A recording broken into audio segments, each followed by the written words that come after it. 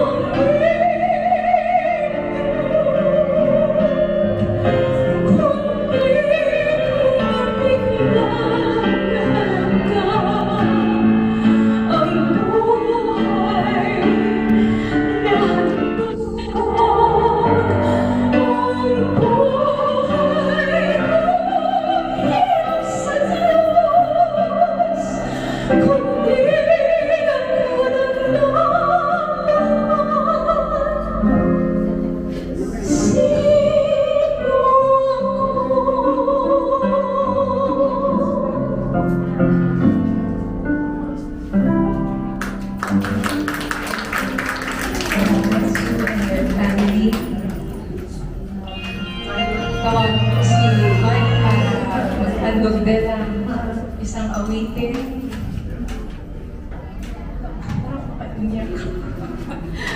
Okay lang naman umiyak. Hello there, and good evening, ladies and gentlemen. Now, I would like to offer this song, of course, to the Lord. surrendering ourselves to the Lord, that death means we cannot be above His power. That we will all come to this point, and this is not the end. This is just the beginning. So, we offer the song to the Lord, humbling ourselves to Him, for all of us, for God.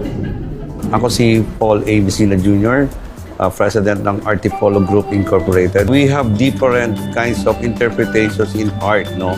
Nag-open kami para mailabas nila yung style nila, yung happiness nila, kung ano yung gusto nilang i-portray, no?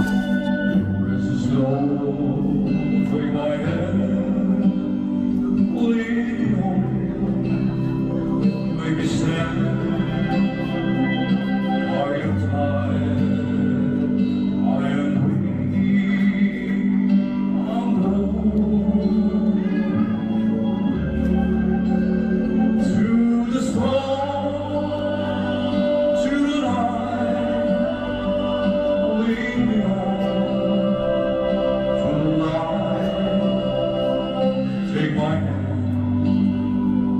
precious Lord, lead me on. No place, no areas, precious Lord, lingered ashes, where my life is almost gone. Hear my cry,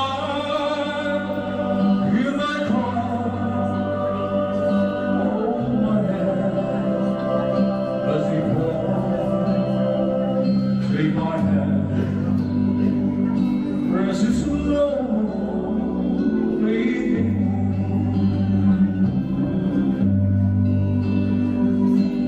When the darkness appears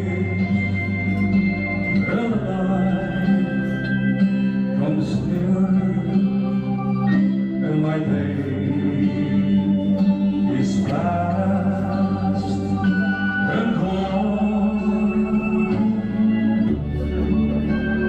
there the river is high. Hold my hand, take my hand, take my hand, precious Lord, lead me home. Precious Lord, take my hand, lead me home. Make me strong, I am tired, I am weak, I'm old. Through the storm, through the night, lead me home. Take my hand, precious Lord, lead me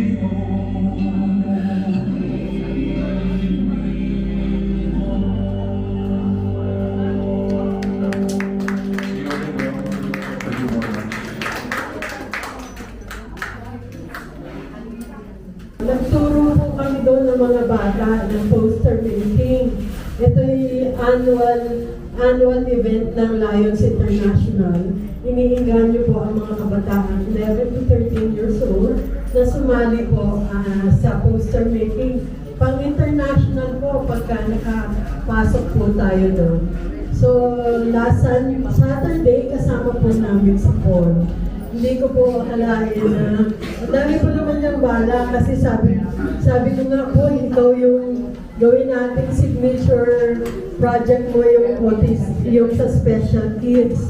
Kasi every Lions Club may special project.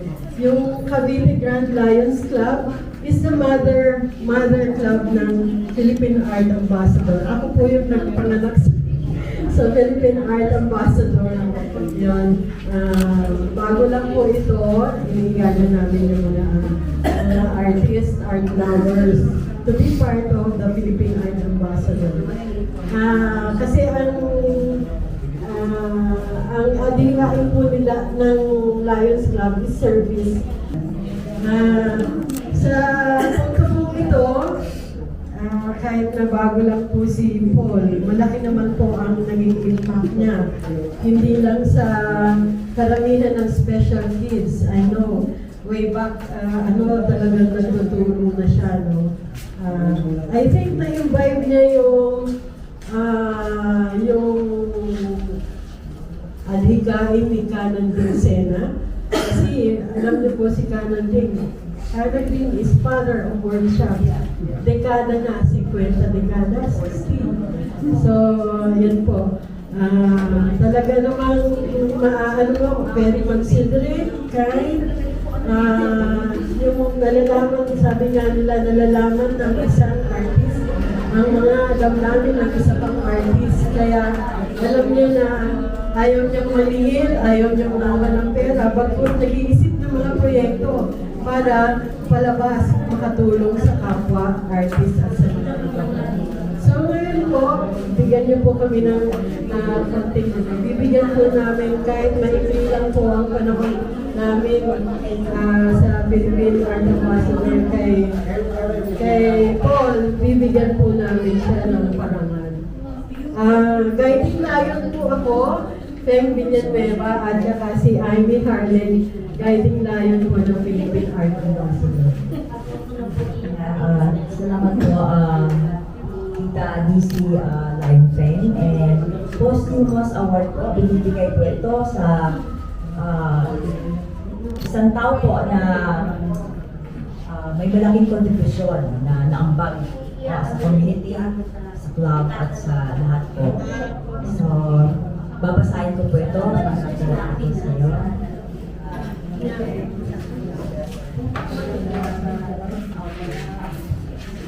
Lions International District 30182. We are honored to give this posthumous award to Lion Paul Leopoldo Paul Messina Jr., Philippine Art Ambassadors Lions Club.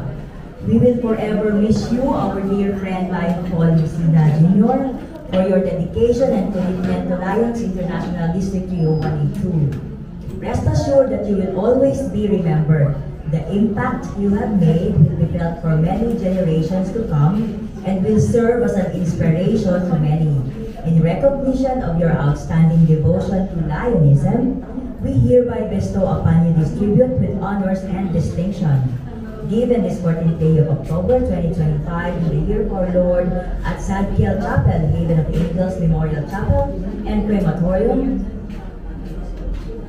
Incorporated, 26 Simulong Highway, Barangay Santa Cruz, Antipolo City.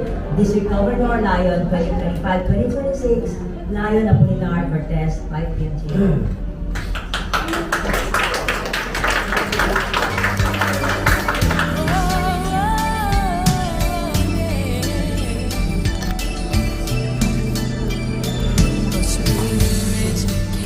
Hindi ko rin.